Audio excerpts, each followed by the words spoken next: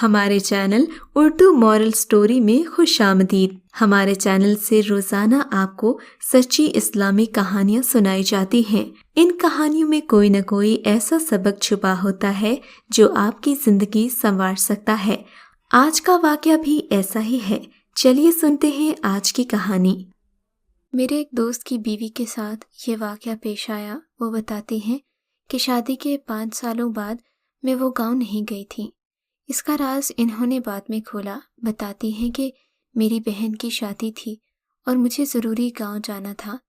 اس سے پہلے بھی کئی دفعے گاؤں جانے کا ارادہ کیا مگر پھر ملتوی کر دیتی کیونکہ میرا دل نہیں کرتا تھا، لیکن اب مجھے اپنی بہن کی وجہ سے جانا پڑا۔ جب وہاں پہنچی تو وہاں ایک الگ ہی رونق لگی ہوئی تھی۔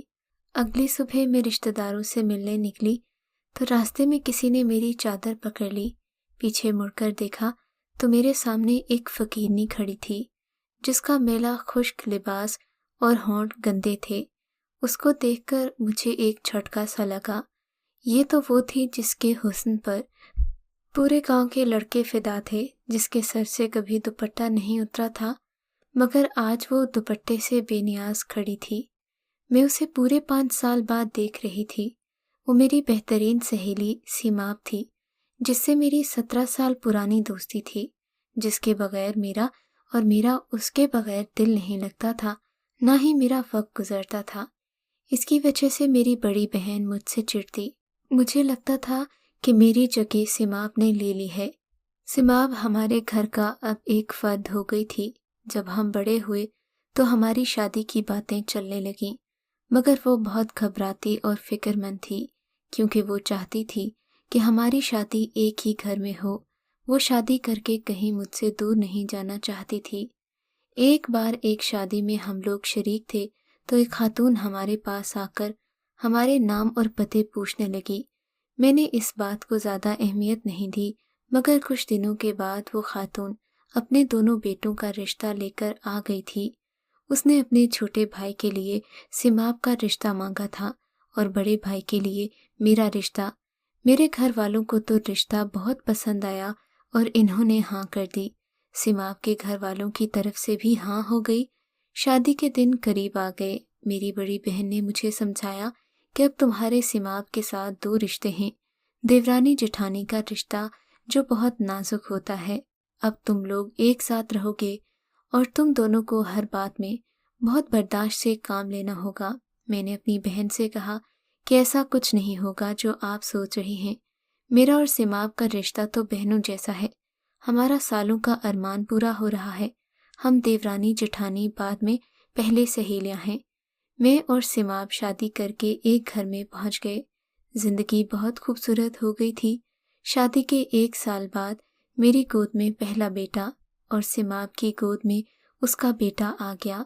میرے میاں کی نوکری شہر میں لگ گئی کیونکہ وہ پڑھے لکھے تھے، اسی لیے انہیں شہر میں نوکری ملی تھی۔ وہ ضد کر رہے تھے کہ میں اور میرا بیٹا ان کے ساتھ چلیں، جبکہ میرا دل کسی صورت بھی شہر جانے کو راضی نہیں تھا۔ آخر میرے شوہر چلے گئے۔ جب وہ آتے تو خوب تحفے لاتے۔ ہماری ایک بیٹی ہو گئی۔ میرا بیٹا 4 سال کا ہو گیا۔ جس گھر میں ہم رہتے تھے اس گھر کے بیچ میں ایک چھوٹی سی دیوار تھی۔ ایک حصے میں ہم رہتے تھے اور دوسرے حصے میں سیماب رہتی تھی۔ یہ حصے تو بس نام کے تھے ورنہ ہم اکٹھے رہتے تھے۔ میں دوبارہ امید سے ہو گئی مگر سیماب کے ہاں ایک ہی بیٹے کے بعد دوبارہ اولاد نہیں ہوئی۔ اس کے بعد میرے شوہر نے ضد پکڑ لی کہ تم میرے ساتھ شہر چلو، یہاں پر اکیلی کیسے رہو گی؟ میرے بڑے بیٹے کا داخلہ بھی اسکول میں ہونا تھا۔ سارے سسرال والوں نے کہا کہ تمہارا شوہر ٹھیک کہہ رہا ہے، ناشکری مت کرو۔ سب کے سمجھانے پر مجھے ماننا پڑا مگر میں دل سے خوش نہیں تھی۔ طے یہ پایا کہ میں ولادت کے بعد شہر چلی جاؤں گی۔ جس دن یہ فیصلہ ہوا اسی دن سیماب میرے پاس آئی اور اداسی سے بولی، تم چلی جاؤ گی تو میرا دل کیسے لگے گا؟ میں نے اسے سمجھاتے ہوئے کہا کہ میں نے وعدہ کیا ہے تو تم سے ہر مہینے ملنے آتی رہوں گی۔ اس نے کہا میں تمہیں بہت یاد کروں گی۔ میں نے کہا شہر کون سا دور ہے، تم بھی مجھ سے ملنے آ جایا کرنا۔ پھر وہ میرے گلے لگی۔ ہم دونوں بہت اداس تھے۔ کچھ وقت گزرا، میرے ہاں میرے چھوٹے بیٹے کی ولادت ہوئی۔ یہ بہت پیارا بچہ تھا۔ میرے شوہر نے کہا تم نہیں جانتی، تم نے مجھے بہت بڑا تحفہ دیا ہے، اس بار تیار رہنا، میں تم سب کو اپنے ساتھ شہر لے آؤں گا۔ انہیں 2 مہینے بعد آنا تھا۔ شوہر کے چلے جانے کے بعد ہم سب اکٹھے بیٹھے شام کو چائے پی رہے تھے۔ تبھی میرے دیور نے کہا کہ بھابھی تم چلی جاؤ گی تو اداسی ہو جائے گی، گھر بھی سونا ہو جائے گا۔ میں نے کہا تم بھی چلو۔ وہ بولا میں کیا کروں گا، مجھے تو شہر جا کر کوئی کام کرنا بھی نہیں آتا، مجھے جو کچھ آتا ہے وہ یہیں رہ کر کرتا ہوں۔ سماپ بھی سر جھکائے اداس بیٹھی تھی، مگر میں بھی مجبور تھی کیونکہ میرے بچوں کے مستقبل کا سوال تھا۔ کچھ دنوں کے بعد جب میری طبیعت میں بے چینی شروع ہو گئی اور طبیعت میں بوجھل پن آ گیا، میں بلا وجہ چڑچڑی ہو گئی تھی۔ ان دنوں میرے چھوٹے بیٹے کی طبیعت بھی خراب ہو گئی۔ ہم نے اسے ڈاکٹر کے پاس لے جا کر علاج تو کروایا، مگر اس کی کمزوری بڑھ گئی تھی۔ تھوڑے دن کے علاج کے بعد اسے پھر سے تیز بخار چڑھ گیا تھا۔ اب کی بار ہم لوگوں کو بہت پریشانی ہوئی۔ ہم نے لاکھ علاج کروایا، مگر میرا چھوٹا سا بیٹا اس دنیا سے منہ موڑ گیا۔ فجر کے وقت اس نے میرے ہاتھوں میں دم توڑ دیا تھا۔ میرے شوہر کا تو غم سے برا حال تھا، میرے اوپر قیامت گزر گئی تھی۔ مجھے کسی کا کوئی ہوش نہیں تھا، سبھی کچھ سماپ نے سنبھالا ہوا تھا۔ ابھی بیٹے کا صدمہ کم نہیں ہوا تھا کہ میری امی بھی اس دنیا سے چلی گئی۔ میں بالکل ٹوٹ کر رہ گئی۔ میرے شوہر کو دفتر سے فون آ گیا، ان کا شہر جانا ضروری تھا۔ وہ واپس چلے گئے جبکہ میری حالت بستر سے اٹھنے والی نہیں تھی۔ ابھی میں ان دونوں کے غم سے نڈال تھی کہ میری چھوٹی بیٹی کو بخار نے آ لیا۔ میں تو بدحواس ہو کر رہ گئی، ایک بیٹے کو کھو چکی تھی۔ مجھ میں مزید غم اٹھانے کی سکت نہیں رہی تھی۔ سماپ میرے پاس بیٹھی مجھے حوصلہ دے رہی تھی، کہہ رہی تھی کہ سب کچھ ٹھیک ہو جائے گا۔ میں نے کہا میں تمہاری احسان مند ہوں کیونکہ تم نے اس سارے عرصے میں ہمارا بہت خیال رکھا ہے۔ یہ بات سچ بھی تھی، سماپ نے ہماری خدمت میں کسی قسم کی کمی نہیں چھوڑی تھی۔ وہ دن رات بھاگ بھاگ کر ہمارے کام کرتی، میرے بچوں کو سنبھالتی اور میری خدمت الگ سے کرتی۔ میں گویا اس پر بوجھ بن کر رہ گئی تھی، مگر اس نے اف تک نہیں کی تھی۔ وہ مجھے زبردستی کھانا کھلا کر، دوا دے کر، میرے بچوں کو سلا کر ہی جاتی تھی۔ ایک رات آدھی رات کو پیاس کی شدت سے آنکھ کھلی، مگر اتنی ہمت نہیں تھی کہ بستر سے اٹھ سکوں۔ میرے کمرے کا دروازہ کھلا ہوا تھا، میری نظر کمرے سے باہر گئی۔ میں آگے دیکھ رہی تھی، وہاں پر مجھے کسی کا سایہ نظر آیا۔ وہ سایہ جھکا ہوا تھا، میرے صحن کی مٹی کھود رہا تھا۔ میں غنودگی اور کمزوری کی حالت میں یہ سب دیکھ رہی تھی۔ یہ سب دیکھتے دیکھتے مجھے دوبارہ سے نیند آ گئی۔ صبح جب میری آنکھ کھلی، وقت پر نگاہ پڑی تو دھک سے رہ گئی۔ دوپہر کے 3 بجے تھے۔ میں حیران رہ گئی کہ مجھے اتنی نیند کیوں آتی ہے۔ میرے بیٹے بھی بے خبر سو رہے تھے، جبکہ چھوٹی بیٹی کو ابھی تک بخار تھا۔ میں اٹھنے کی کوشش کرنے لگی کہ اچانک کسی کے قریب سے رونے کی آواز آئی۔ میں نے سوچا یہ تو سماپ کی آواز ہے۔ میں دیوار کا سہارا لیتے آہستہ قدموں سے اس طرف آئی۔ سماپ اپنے بیٹے کو گود میں اٹھائے ہوئے برے طریقے سے روئے جا رہی تھی۔ اس کے بیٹے کے ہاتھ پیر مڑے ہوئے تھے، اس کی سانس بہت تیز تھی۔ اس کی حالت دیکھ کر میں بھی گھبرا گئی۔ میرے دیور نے غمگین آواز میں کہا، بھابھی پتہ نہیں کیا ہو گیا ہے، صبح یہ اٹھ کر آپ کے کمرے میں آیا تھا تاکہ آپ کے بچوں کے ساتھ کھیل سکے، مگر آپ سب سو رہے تھے۔ یہ باہر جا کر بچوں کے ساتھ کھیلنے لگا، اچانک کھیلتے کھیلتے بے ہوش ہو گیا۔ میں نے کہا تم لوگ پریشان نہ ہو، میں اپنے شوہر سے بات کرتی ہوں، ہم اسے لے کر شہر چلتے ہیں۔ سماپ کے تو ہاتھ پاؤں پھولے ہوئے تھے۔ خیر ہم لوگوں نے اگلی صبح کی ٹکٹ کروائی اور پھر خراب طبیعت کے ساتھ، دکھتے بدن اور چکراتے سر کے ساتھ میں اپنے بچوں اور سماپ کو سنبھالتی، مگر وہاں پہنچنے کی نوبت نہیں آئی۔ رات کو اس کے بیٹے نے دم توڑ دیا، جبکہ وہ وحشت زدہ نگاہوں سے بیٹھی سب کچھ دیکھ رہی تھی۔ کیا ہمارے بچوں کو کسی کی نظر لگ گئی؟ جب اس کے بیٹے کا جنازہ اٹھا تو سماپ غش کھا کر گر گئی تھی۔ ہمارے بچوں کے جنازے میں گاؤں کے شاہ صاحب بھی آئے تھے۔ شاہ صاحب انتہائی نیک اور پرہیزگار انسان تھے۔ وہ ہمارے گھر میں تعزیت کرنے آئے تھے۔ ان کے پرنور چہرے پر اطمینان ہی اطمینان تھا۔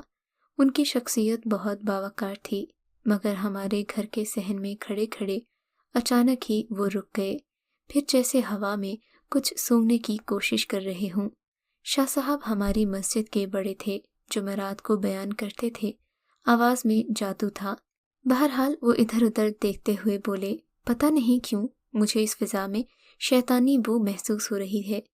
پھر وہ میرے حصے کی طرف جانے لگے۔ وہاں پہنچ کر میرے کمرے کے باہر بنے کچے صحن کے پاس ٹھہر گئے اور ایک جگہ رک کر غور سے مٹی کو دیکھنے لگے۔ میں ان سے دور کھڑی سب دیکھ رہی تھی۔ انہوں نے میرے شوہر کو یہاں سے مٹی ہٹانے کا کہا، اور پھر جب انہوں نے مٹی ہٹائی تو اندر سے جو چیزیں نکلیں انہیں دیکھ کر میں چکرا گئی۔ مٹی کا ایک پتلا تھا، اس پتلے کے ساتھ ایک پرچی تھی جس پر کچھ لکیریں بنی ہوئی تھیں، اور اس پرچی پر ماریا کا نام لکھ کر اس پر کراس کا نشان تھا۔ ہم سب بے یقینی کی کیفیت میں تھے۔ اچانک میرے ذہن میں ایک دھماکہ ہوا۔ جس رات مجھے بخار تھا، میں نے صحن میں سایہ دیکھا تھا جو میرے کمرے کے باہر مٹی کھود رہا تھا۔ میرے دیور اور دیورانی نے سر پکڑ لیا تھا۔ تبھی شاہ صاحب نے اچانک میرے دیور سے پوچھا، آپ کی بیگم کی طبیعت کیسی ہے؟ دیور نے کہا کہ وہ تو بہت پریشان ہے، طبیعت بھی خراب ہے۔ شاہ صاحب نے کہا، کیا میں ان سے مل سکتا ہوں؟ اس پر دیور نے کہا، جی جی، آپ ان سے مل کر انہیں دم بھی کر دیجئے۔ سماپ بستر پر لیٹی ہوئی تھی۔ شاہ صاحب کی آمد کا سن کر بڑی مشکل سے اٹھی، پھر آہستہ سے انہیں سلام کیا۔ شاہ صاحب اس کے قریب پہنچ گئے۔ سماپ کی حالت دیکھ کر وہ غصے سے لال پیلے ہو گئے۔ تبھی شاہ صاحب اس پر گرجنے لگے، بدبخت عورت، تم نے جو کیا اسی کا نتیجہ بھگت رہی ہو۔ یہ دنیا مکافات عمل ہے۔ تم نے دوسرے کی گود اجاڑنا چاہی، مگر تمہاری اپنی گود اجڑ گئی، اپنی دنیا بھی برباد کی اور آخرت بھی۔ تبھی شاہ صاحب کو ہم سب حیرت سے دیکھنے لگے، کیونکہ ہمیں سماپ کے بارے میں ایسا گمان بھی نہیں تھا۔ تبھی سماپ چلا کر بولی، شاہ صاحب، میں اور کیا کرتی؟ میرے ساتھ ہی ایسا کیوں ہوا؟ ہم ایک ساتھ پلے بڑھے، ایک ساتھ میٹرک کیا، مگر قسمت نے مجھے دھوکہ دیا۔ شادی بھی ایک دن، وہ بھی ایک ہی گھر میں ہوئی، مگر اس کا شوہر میرے شوہر سے زیادہ خوبصورت اور قابل تھا، حالانکہ میں اس کے مقابلے میں کئی گنا حسین تھی۔ اس کے شوہر کی شہر میں نوکری لگ گئی اور میرا شوہر ان پڑھ۔ اس کا شوہر اسے چیزیں لا کر دیتا تھا، مگر میرے شوہر کے حالات ایسے تھے کہ میں تو خوشیوں کو ترس کر رہ گئی۔ پھر میرے ہاں ایک ہی بیٹے کی پیدائش ہوئی، جبکہ اس کے 3 بچوں کی پیدائش ہوئی۔ اب جب اس کے بچے بڑے ہو رہے تھے تو اس کے شوہر کو اپنے بچوں کے مستقبل کی فکر ستا رہی تھی۔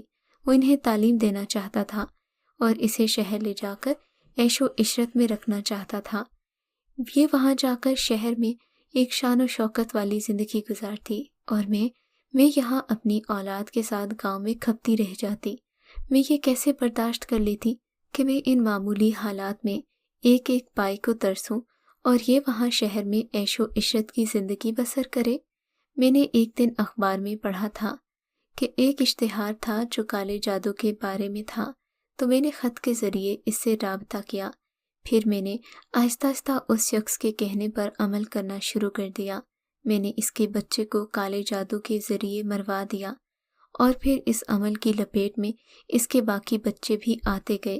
میں انہیں روز رات کو دودھ میں گھول کر ایک تعویذ پلاتی تھی، جس سے ان لوگوں کی زندگیاں آہستہ آہستہ تباہ ہو رہی تھیں۔ مگر اس روز تعویذ ملا دودھ میرا بیٹا بھی پی گیا اور اس کی یہ حالت ہو گئی۔ سماب اتنا کہہ کر سر پکڑ کر رونے لگی۔ میں اسے حیرت سے دیکھنے لگی کہ کیا کوئی شخص اتنا بھی سنگ دل ہو سکتا ہے؟ میں نے تو کبھی سماب کے بارے میں گمان بھی نہیں کیا تھا کہ وہ اتنی گھٹیا نکلے گی۔ اس کے شوہر نے بھی اسے بہت برا بھلا کہا، اس سے نفرت کرنے لگا۔ کہا، میں سوچ بھی نہیں سکتا تھا کہ تم اتنی گری ہوئی حرکت کرو گی۔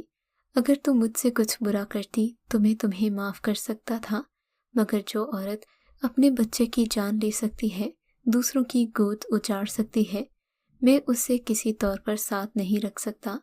تبھی میرے دیور نے اسے طلاق دے دی۔ اپنے بیٹے کی موت اور طلاق کے بعد سماپ کا دماغی توازن الٹ چکا تھا۔ اب وہ گاؤں کی گلیوں میں بکھرے بالوں کے ساتھ بدتر حالت میں پھرتی رہتی ہے۔